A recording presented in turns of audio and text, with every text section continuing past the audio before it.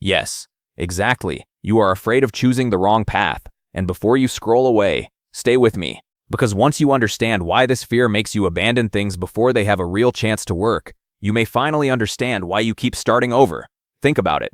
You start something new, a business idea, a workout routine, a new skill, a personal goal. At first you're excited. You imagine where it could take you. You tell yourself, this time I'm going to stick with it. But then reality shows up. Things become harder. Progress slows down. You start noticing other possibilities. Maybe there's a better career, a better business idea, a better way to learn, a better opportunity somewhere else. And suddenly, the thing you were working on doesn't feel so exciting anymore. So you quit. And you tell yourself, maybe this wasn't the right thing for me. Then you find something else. And the cycle begins again. Start. Excitement. Doubt. Comparison. Quit. Start again. But here's what you may not realize. Sometimes you aren't giving up because you don't want the goal anymore. You're giving up because you don't want to discover that you chose the wrong path. And that fear can be surprisingly powerful, because as long as you haven't fully committed to something, every possibility is still open. You can still imagine becoming anything. You can still believe another option might be better. But the moment you commit, you close doors, and that's uncomfortable. Choosing one path means accepting that you won't follow thousands of others.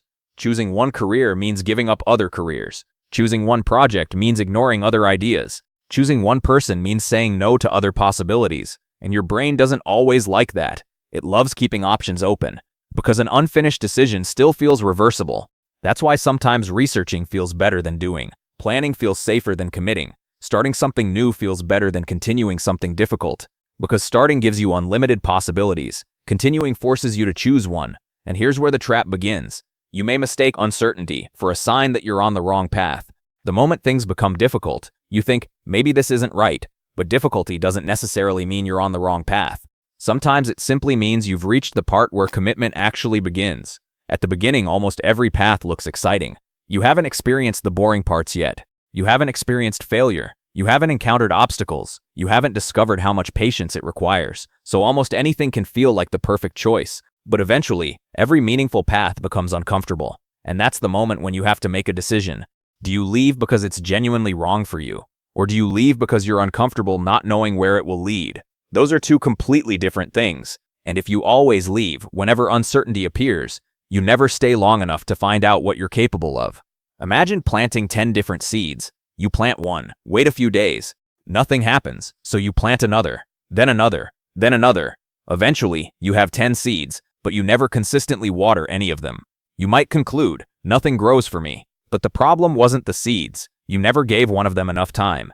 Your life can work the same way. You don't always need a better option. Sometimes you need to give one option enough time to become meaningful. So how do you break the cycle? First, stop asking, is this definitely the right path? You can almost never know that in advance. Instead ask, is this path bad enough to leave, or merely difficult enough to challenge me? That's a much better question. Second, create a commitment period. Give yourself a fixed amount of time where quitting is not an option. Maybe it's 90 days. Maybe it's 6 months. The exact number isn't the point. The point is that you don't allow temporary emotions to make permanent decisions. And third, keep a record of why you started. Because when things become difficult, your brain remembers the discomfort of today. It forgets the reason you started months ago. Write it down. What were you trying to build? Why did it matter? What did you hope would change? Then when you want to quit, read it again. Not to force yourself to continue blindly, but to make sure you're making a decision based on reality, not just on how you feel today.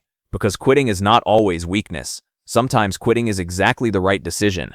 The problem is quitting without knowing why you're quitting. So the next time you feel like giving up, pause. Ask yourself, do I actually want to leave this path? Or am I simply afraid that I chose the wrong one? Because sometimes the thing you're running away from isn't failure. It's the uncertainty of commitment. And sometimes you don't need another path. You just need to stay on one long enough to discover where it can take you.